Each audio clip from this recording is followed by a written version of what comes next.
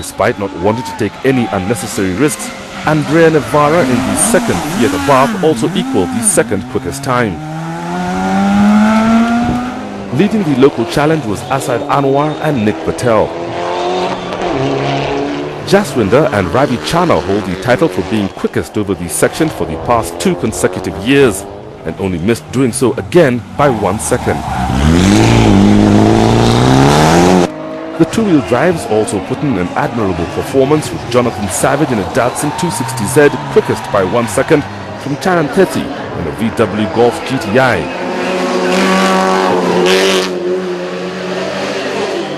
Raji Parij and Pavinder Panesar were third fastest in the impeccably turned out 32-year-old Alfetta GTV.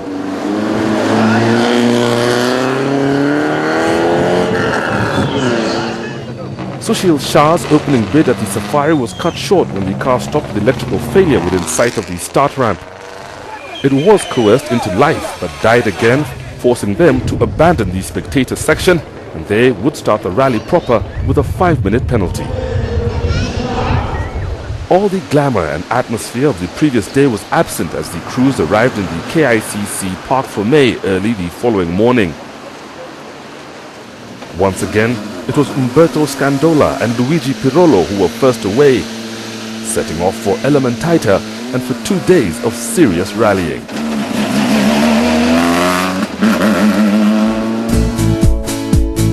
The rally was split into 2 legs which were run in different parts of the country.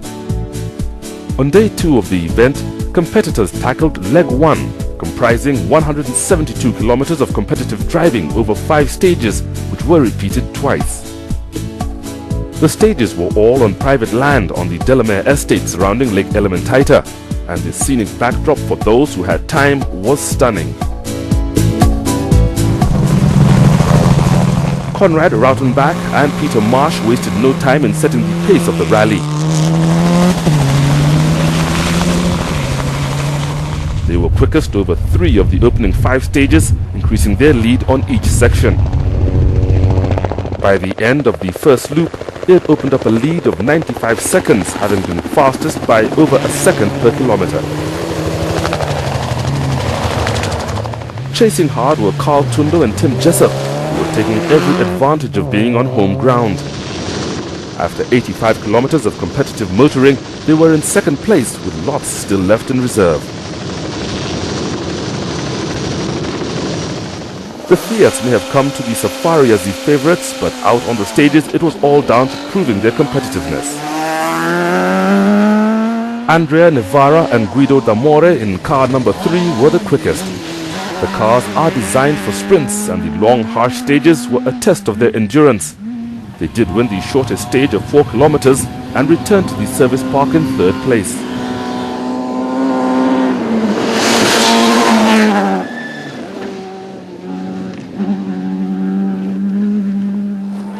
The view out of the starting blocks was stunning as the route headed towards the hill known as the Sleeping Warrior.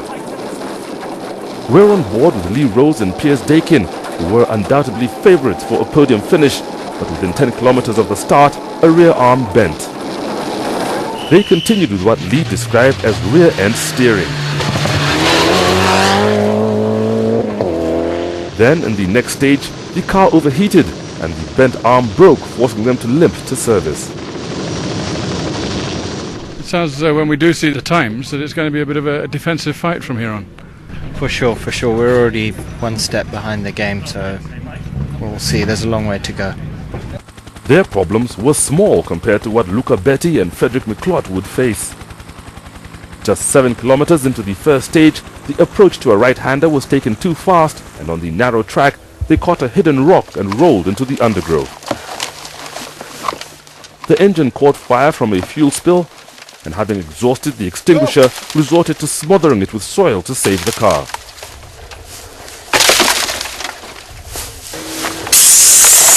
Again! We don't...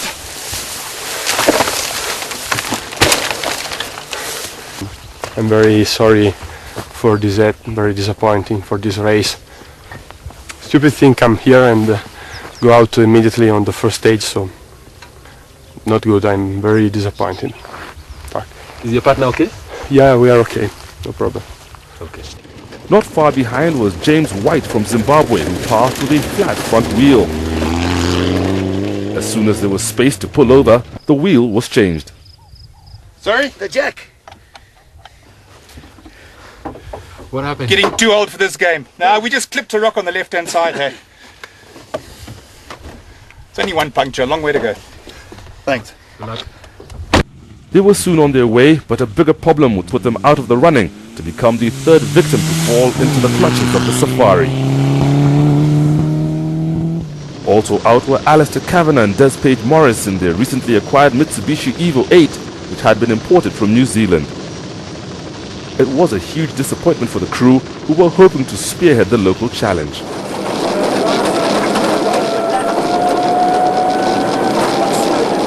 We broke a drive shaft on about 2/3 of the way through the first stage. The car has come from New Zealand, and you never really know how much work the drive shafts have done beforehand. So, lesson learned, I suppose. We should have started on brand new ones. Taking fifth place were Emmanuel Kato and Moses Matovu, who were also old veterans of the Safari. Their biggest challenge was that with rallying now only an intermittent hobby, they spent time regaining their old flair. But it was not long in coming, and they were only 4 minutes behind. We seemed to be going quite well, but it took us a little bit of time to get our rhythm. You know, on the first two stages, we were completely off our rhythm. The first one, I think, we were sort of 2 minutes down on the leaders, but then slowly we got our rhythm back. And I think the last couple of stages were going really well.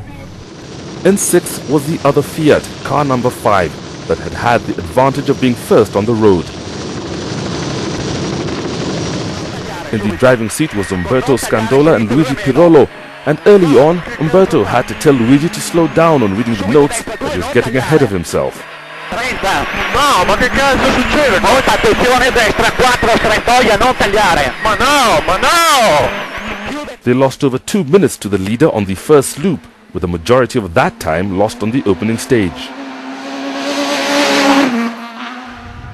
Watch Hideyuki Miyoshi and Hikaru Ichino go off the road after the gates. That mistake picked up a puncture, forcing them to a halt. The 4 minutes lost plummeted them from 6th to 14th, and over 5 minutes behind the leader. Over the next 3 stages, they regained 4 places to finish the loop in 10th.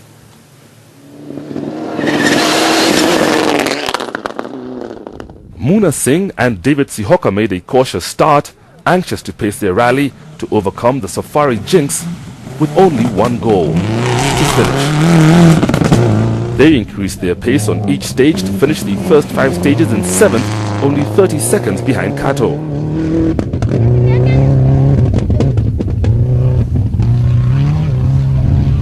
The third Kenyan crew to be placed amongst the top 10 was Sami Aslam and Abdul Sidi in 8th. With Mitsubishi having registered for the Intercontinental Rally Challenge, they were lying 4th in the new series, which would gain Mitsubishi manufacturers' points. In 9th was car number 1 in the hands of Patrick Emonspool and Benoit Doby. They were dealt a cruel blow in last year's Safari when they suffered from electrical problems on the transport to the finish ramp. It was too early in the rally to know the outcome yet, but for now, they were in 9th, holding back on making an all-out attack for the last day of the event. Okay, I'm on my speed. I know that I can go quicker than this, faster than this, but for the moment, I'm good. The rally was dominated by Subarus, with 21 of the 33 crews that had started the main event driving the mark. Lola and Megan Verlaque were in an N10, and all was going well in what is a predominantly man's game. They were just outside the top 10 in 11th, nearly 7 minutes behind the leaders. Baldev Chaga and Farak Yusuf had been runners-up in the 2006 KCB Kenya National Rally Championship, and in a bid to take the championship in 2007, were debuting in a new Subaru Impreza N10.